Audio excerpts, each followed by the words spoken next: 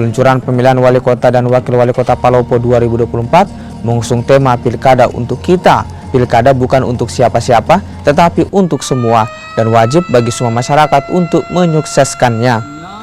Peluncuran Pilkada 2024 juga menjadi ajang sosialisasi dan pengingat warga jika pemilihan kepala daerah dilaksanakan pada 27 November 2024 mendatang.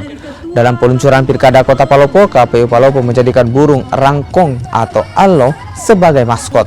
Burung alo sendiri merupakan burung khas atau endemik Sulawesi yang kini terancam punah. Kenapa kita memilih burung alo? Semata untuk memperkenalkan kepada generasi muda bahwasanya Sulawesi memiliki burung endemik yang mungkin bisa dikatakan hampir punah.